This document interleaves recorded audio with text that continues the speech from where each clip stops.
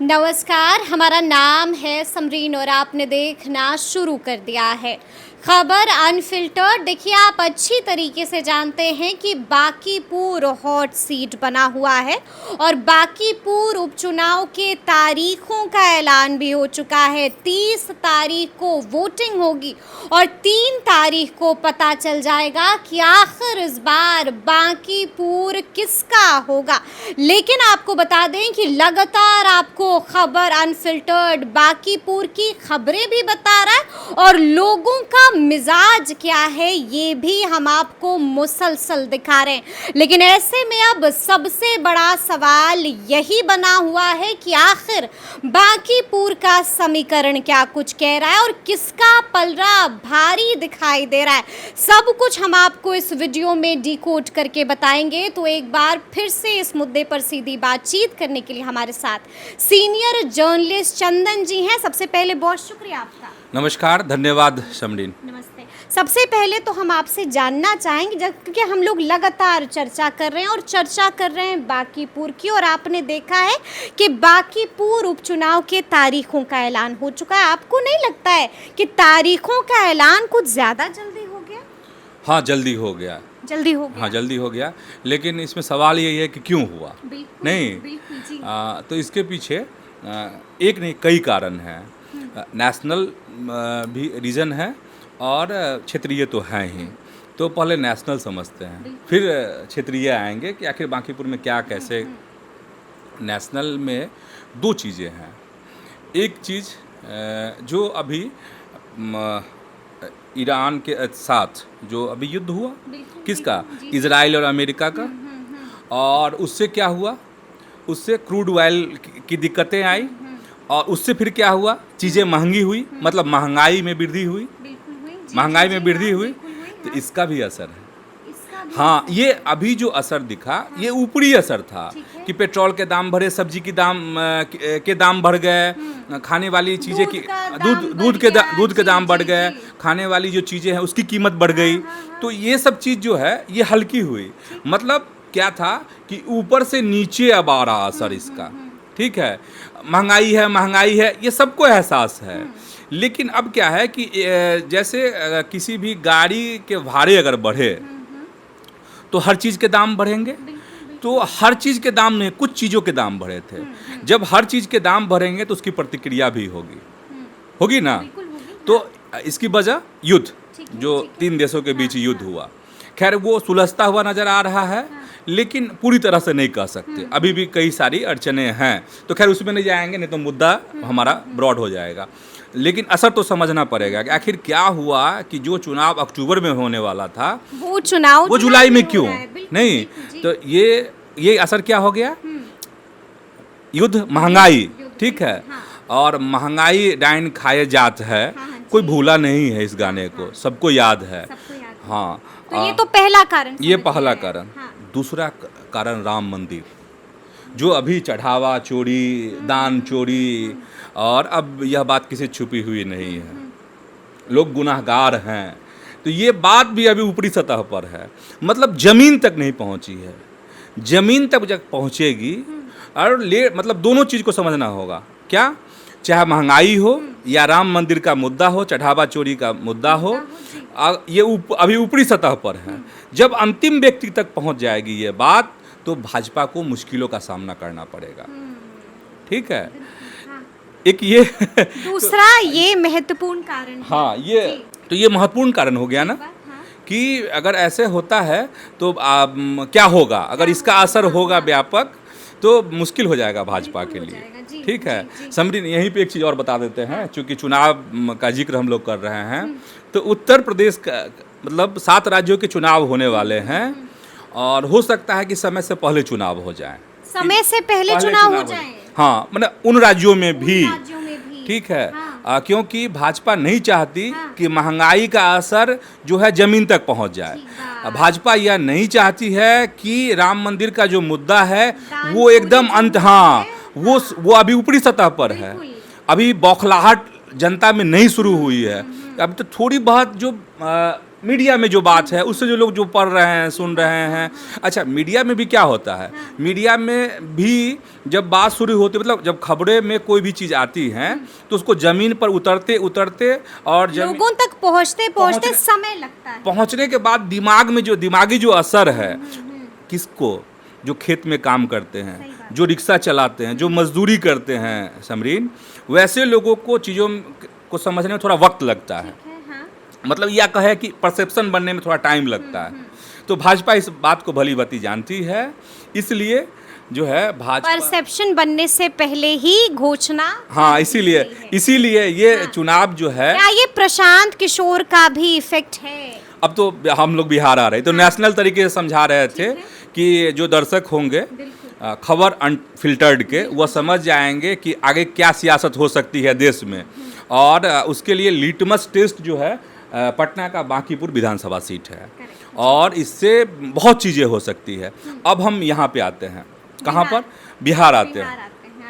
बिहार में आएंगे तो सबसे ज़्यादा अगर आप देखना है तो जो नेशनल इम्पैक्ट हो सकता है उसको मुझे लगता है कि भाजपा ने उसको मद्देनज़र ज़्यादा रखा है, क्योंकि ये एक सीट है, नितिन नवीन की सीट है, भाजपा के राष्ट्रीय अध्यक्ष की सीट है। अगर यह भाजपा हार जाती है तो फिर वो कहाँ मैसेज जाएगा, वो उन 7 राज्यों में भी मैसेज जाएगा जहाँ आने वाले समय में चुनाव होने हैं। तो भाजपा बहुत, मतलब भाजपा जब चलती है, एक कदम बढ़ाती है तो दाएं बाएं आगे पीछे सब कुछ 100 कदम का हिसाब रखती है कि कहाँ से क्या होगा। भाजपा कैसे चूक गई राम मंदिर वाले में, ये भाजपा जाने, या जो भी हिंदू संगठन है वो जाने कि आखिर चूक कैसे उन लोगों से हो गई। ये बहुत गंभीर मसला है। अब यहाँ पे आते हैं, अगर हम बिहार की बात करेंगे, बांकीपुर उपचुनाव की बात करेंगे, तो इसको एकदम नज़र में रखना पड़ेगा आपको, ठीक है समरीन। अब दूसरी बात है कि प्रशांत किशोर भी एक फैक्टर हैं, इससे इनकार नहीं किया जा सकता। क्या बीजेपी प्रशांत किशोर से डर रही है? बीजेपी प्रशांत किशोर से हम ऐसे नहीं देखते, हम इसको दूसरे नज़रिए से देखते हैं। बीजेपी प्रशांत किशोर से डर नहीं रही है, ठीक है, क्योंकि बीजेपी इसको भाजपा को पता है कि कोई ना कोई तो होगा मैदान में, नहीं तो चुनाव कैसे होगा। तो भाजपा डर नहीं रही है। लेकिन एक चीज़ सच्चाई है, अंदर खाने की बात है कि भाजपा की बहुत बड़ी तैयारी है बांकीपुर। भाजपा की बहुत बड़ी तैयारी है। बहुत क्या है अंदर की खबर? अब दिलचस्प ये है कि जब वक्त आएगा, वक्त आ ही गया है, अब तो नज़दीक है, बिल्कुल अब समय कहाँ। पूरे देश भर के नेता यहाँ उतरने वाले हैं। भाजपा कदापि नहीं चाहेगी कि ये सीट उससे छीन जाए, क्योंकि इसका असर भी आगे होना है। राष्ट्रीय अध्यक्ष की सीट है, और 35 साल से गढ़ है लगातार जीत, मतलब उनके पिताजी जीतते थे और अब वो जीत रहे थे, तो बड़ी बेइज्जती हो जाएगी। तो भाजपा की जो तैयारी है, और नए दर्शक हैं या जो भी है, पुराने भी दर्शक हैं, तो उनको बताने के लिए ये खास चीज़ है हम लोगों के पास कि भाजपा जो है तमाम देश भर के बीजेपी के नेता बहुत जल्द पटना में दिखेंगे, कैंप करेंगे और घर घर उतरने वाले हैं। हर घर दस्तक एक बार फिर से बीजेपी। हाँ, मतलब आप देखे नहीं होंगे चुनाव, ऐसी तैयारी है भाजपा की। भाजपा पूरी ताकत यहाँ झोंकने वाली है। अंदर खाने सब कुछ सेट है, और सबको असाइनमेंट दिया जा रहा है कि कौन नेता यहाँ आएंगे, कौन सा गली किसको देखना है, मोहल्ला कैसे किसको देखना है, कौन सा अपार्टमेंट कौन देखेगा। इतनी माइक्रो तैयारी है, क्योंकि भाजपा को पता है कि प्रशांत किशोर यहाँ से चुनाव लड़ेंगे, और लगभग खुद इसमें माहिर हैं, खुद माहिर हैं। हाँ, और एक चीज़ और है कि भाजपा के पीछे संघ का भी आशीर्वाद होगा, जो संघ के कार्यकर्ता हैं। अच्छा, सबसे ये है समरीन, क्योंकि समरीन ये बंगाल चुनाव कवर की थी नहीं, तो सिर्फ भाजपा के कुवत की बात नहीं थी, ममता बनर्जी की सरकार को पलट देना, उसमें माइक्रो मैनेजमेंट आरएसएस का रहा, ठीक है।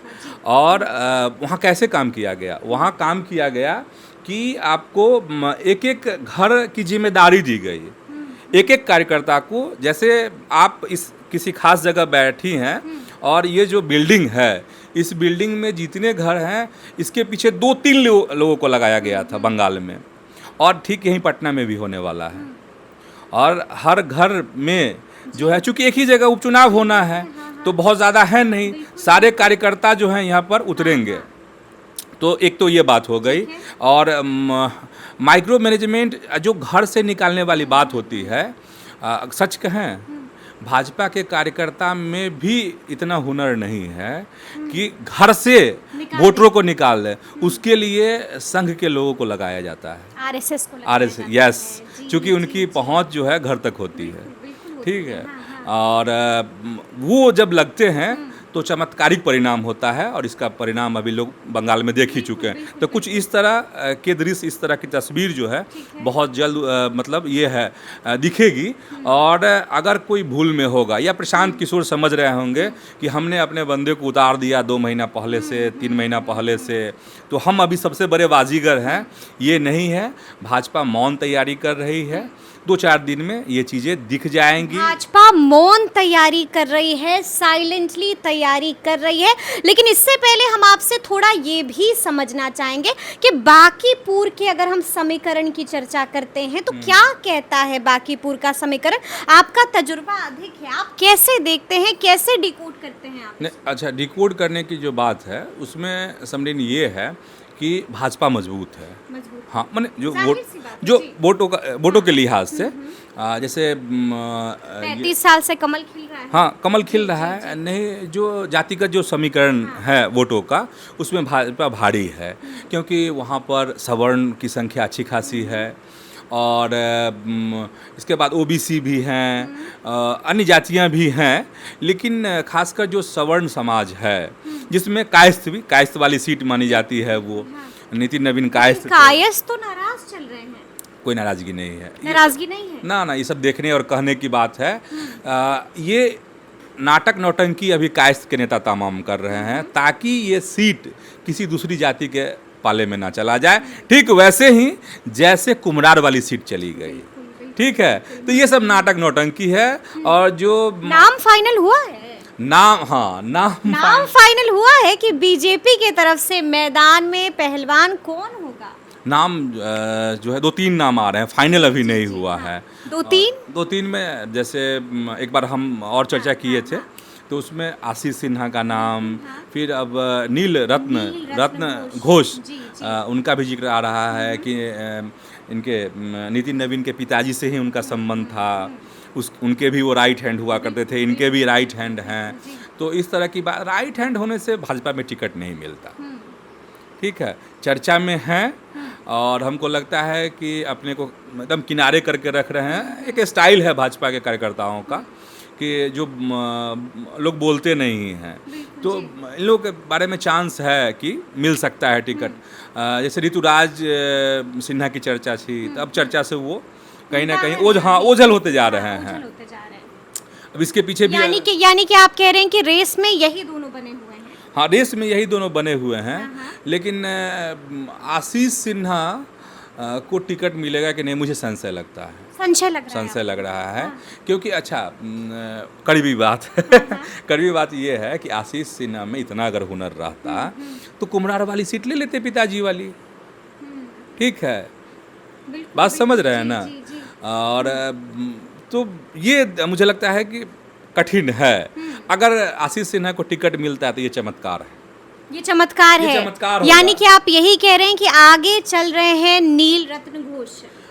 अभी तो फिलहाल यही कह सकते हैं, लेकिन भाजपा चूंकि चौंकाने वाली पार्टी है, किसी नए चेहरे को भी ला सकती है।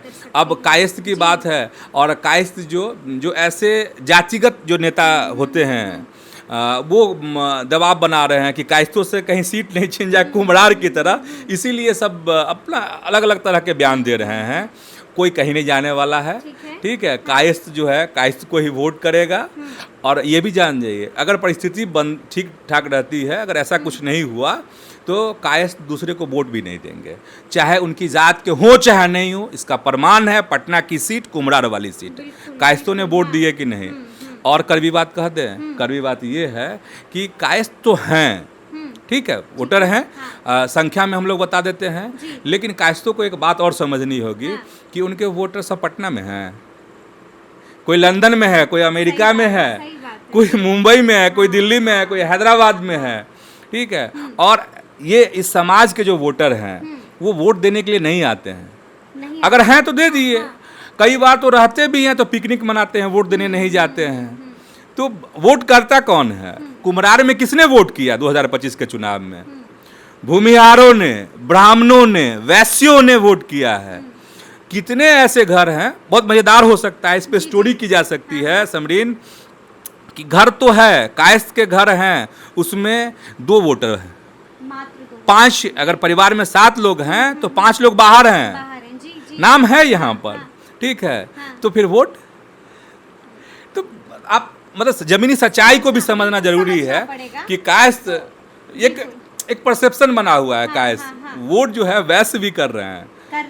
तो ये तो चर्चा हो गई बीजेपी की, लेकिन आपको मालूम है ना कि चर्चा तो ये भी हो रही है कि स्वयं प्रशांत किशोर मैदान में आ सकते हैं। तो आपको क्या लगता है, अगर स्वयं आते हैं प्रशांत किशोर मैदान में तो जीत के चांसेस कितने हैं? जी, प्रत्याशी पर निर्भर करता है, प्रत्याशी पर निर्भर करता है कि कोई उस लेवल के, प्रशांत किशोर के लेवल का प्रत्याशी होना चाहिए। अच्छा।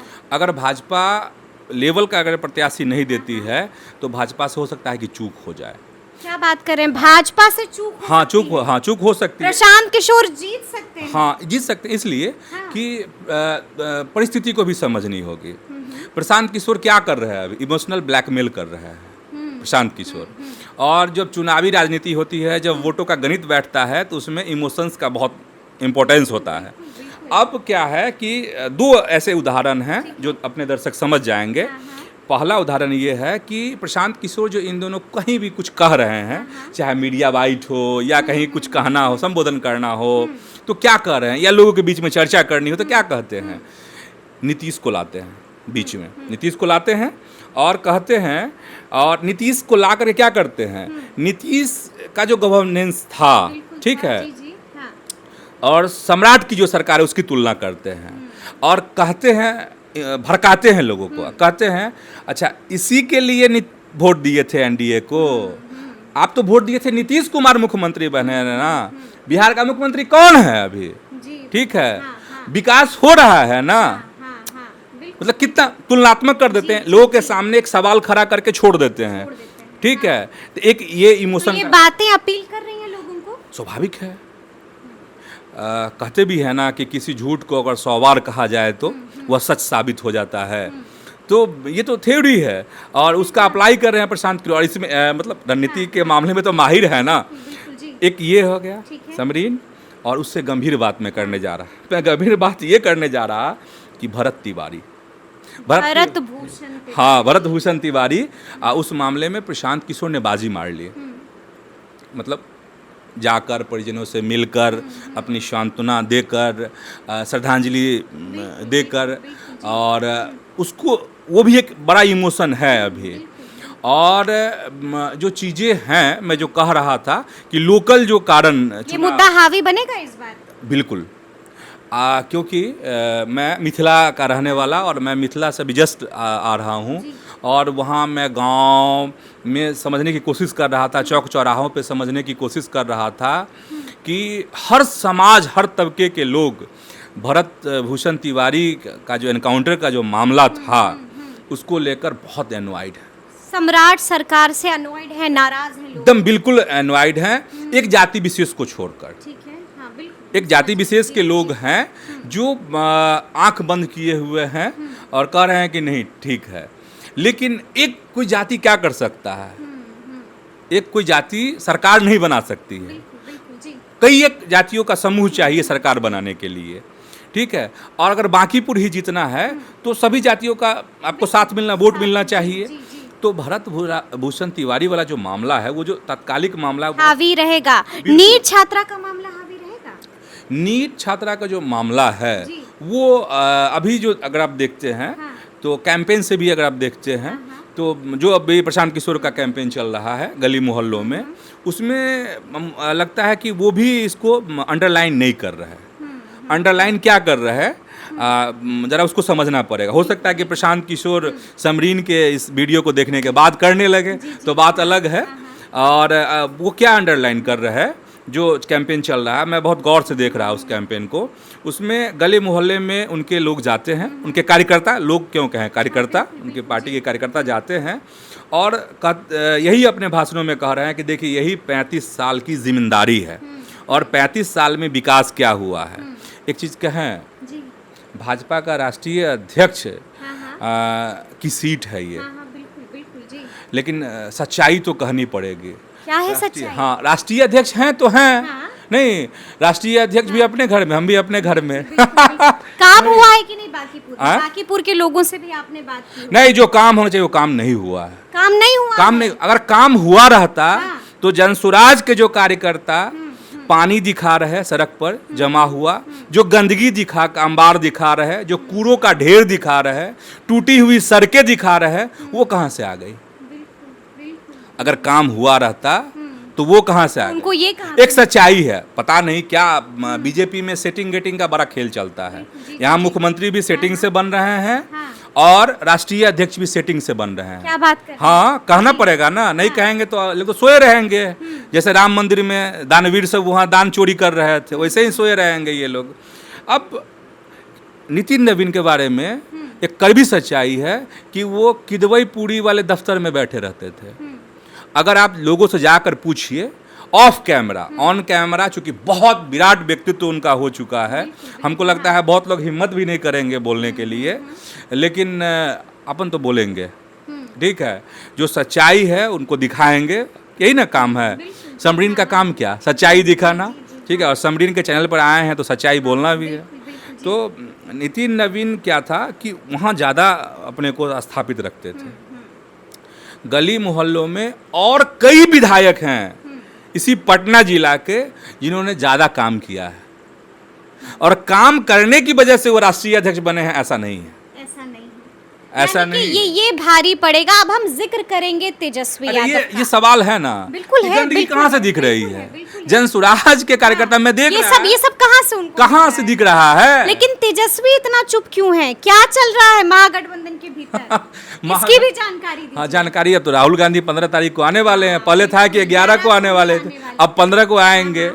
अब महागठबंधन तो क्या कांग्रेस ने साइलेंटली सपोर्ट कर दिया है जनसुराज को? इसको कह सकते हैं, कह सकते हैं। हाँ, खास करके जब 15 तारीख को राहुल गांधी आ रहे हैं तो उस दिन ये चीज़ें और समझ में आएंगी कि वह क्या कहते हैं, क्या करते हैं, नहीं करते हैं। और जैसे इंडिया गठबंधन कोई मतलब नहीं, बिहार में महागठबंधन बिना मतलब का गठबंधन, उससे बढ़िया है महागठबंधन बिना मतलब का। हाँ, कोई कुछ है ही नहीं। यहाँ कौन किसकी सुन रहा है? तेजस्वी क्या करेंगे? तेजस्वी क्या करेंगे? क्या कर लिए? अभी तो चुनाव हुआ। साइलेंट सोच क्या रहे हैं? सोच विदेश चले गए ना। हाँ जी, समरीन ही बताई हमको कि विदेश चले गए हैं। अभी तो दिल्ली में है, अब दिल्ली से हो विदेश जाएंगे। हाँ, तो हर बड़े मौके पे तो विदेश रहते हैं, तो एक बड़ा और मौका है तो विदेश चले गए, लेकिन कहीं चुनाव तक चले आए। अब अगर हम महागठबंधन के हिसाब से देखें तो राहुल गांधी को थोड़ा इंतजार करना पड़ेगा हम लोग को। हम लोग 15 तारीख को समझेंगे कि क्या होता है। और एक साठगांठ तो है, किसमें? प्रशांत किशोर में और कांग्रेस में साठगांठ है। प्रशांत किशोर ने कहा भी है कि मेरे दिल के करीब है, मतलब कांग्रेस की जो विचारधारा है। और कुछ महीनों पहले प्रियंका गांधी से दिल्ली में घंटों बातचीत हुई थी ना, ठीक है। तो ऐसे ही प्रियंका गांधी, राहुल गांधी, सोनिया गांधी, नरेंद्र मोदी, अमित शाह, ऐसे ही किसी से बात कर लेंगे। कोई बड़ी योजना का हिस्सा होता है ना कुछ भी। और ये है कि ऐसा चमत्कार हो सकता है, इस बार साइलेंटली हो सकता है। आने वाले यानी कि कांग्रेस तेजस्वी के साथ खेल करने की तैयारी में है, यही कह रहे हैं आप? हाँ, तो ये है ही। और तेजस्वी भी तो कांग्रेस से खेल करने की तैयारी में थे। 2025 के चुनाव में तो हुआ। दोस्ताना संघर्ष कौन भूल रहा है? कोई मतलब नहीं है ये सब शब्द का। हाँ, क्या फ्रेंडली फाइट? अरे आप मिट्टी में मिल गए सब लोग, क्या फ्रेंडली फाइट? क्या फ्रेंडली फाइट? एक अंतिम सवाल है मेरा आपसे, तो क्या लगता है किसका पल रहा भारी? कौन जीत रहा है बांकीपुर? समरीन, हाँ। अभी अगर हम लोग कहेंगे, हो सकता है कि फिर एक वीडियो में आके हम लोग बताएंगे। वो हम लोग लगातार बताते रहेंगे अपने आम का व्यूअर्स को, मौसम, लेकिन अभी आपको क्या लग रहा है? आम का मौसम है, हाँ। नहीं, और आम गर्मी में ही क्यों पकता है? नहीं, ये ऊर्जा है, उष्मा है, हाँ। और उससे जब ये होता है तब आम पकता है, ठीक है। हाँ। तो अभी जो है चीज़ें गर्म हो रही है, तवा गर्म हो रहा है, अब इस पर रोटी सेकी जाएंगी। जब तवा पूरी तरह से गर्म हो जाएगी, इसके बाद जब उस पर रोटियां सेकी जाएंगी तब बात समझ में आएंगी। जैसे राहुल गांधी का आना, तेजस्वी का क्या निर्णय होता है, महागठबंधन साथ में लड़ता है कि नहीं लड़ता है, और या दिखावटी लड़ता है, जो चीज़ है थोड़ा 2-4-5 दिन मुझे लगता है कि और इंतजार करके देखना होगा। इसके बाद समझ में आएगा कि पलड़ा किसका भारी है। अगर अभी के लिए बोले, अभी के लिहाज से, तो प्रशांत किशोर भारी है। अभी प्रशांत किशोर भारी? हाँ, भारी हैं फिलहाल। हाँ। तब तक, जब तक कि भाजपा के रणवांकुरे क्षेत्र में नहीं उतरे हैं। अभी भाजपा के रणवांकुरे जो हैं, योद्धा जो हैं, जमीन पर नहीं उतरे हैं। अभी तो सबका ये है कि प्रत्याशी कौन, प्रत्याशी कौन, ठीक है। प्रत्याशी हो जाएगा तब तो भाजपा अपने योद्धाओं को यहाँ पर उतारेगी, तो इसके बाद चीज़ें समझ में आएंगी। लेकिन फिलहाल अगर एक नज़र में अभी देखते हैं तो नंबर 1 पर प्रशांत किशोर की पार्टी जनसुराज आगे दिख रही है, क्योंकि वो 2-3 महीना पहले से अपना कैंपेन चला रही है।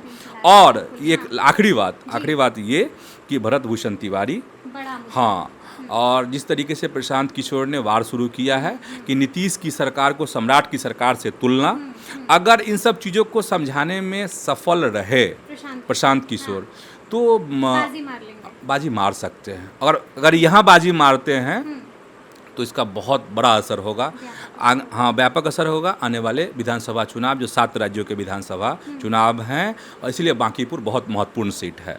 इसीलिए बांकीपुर महत्वपूर्ण सीट है। तो अब देखना होगा कि आगे आगे बांकीपुर में क्या क्या होता है, वो भी बिल्कुल इसी तरह से आपको डिकोड करके लगातार खबर अनफिल्टर्ड बताता ही रहेगा। तो फिर ये पूरी बातचीत, ये पूरी चर्चा और ये पूरा वीडियो आपको कैसा लगा है, कमेंट करके हमें ज़रूर बताइएगा। तो ऐसे तमाम अपडेट्स के लिए बिल्कुल ऐसे ही हमारे साथ बने रहिएगा और देखते रहिएगा खबर अनफिल्टर्ड। यदि अब तक आपने हमारे चैनल को सब्सक्राइब नहीं किया है तो फिर झटपट कर लीजिएगा, और फेसबुक पर भी हमें फॉलो करना हरगिज़ नहीं भूलिएगा। बहुत शुक्रिया आपका।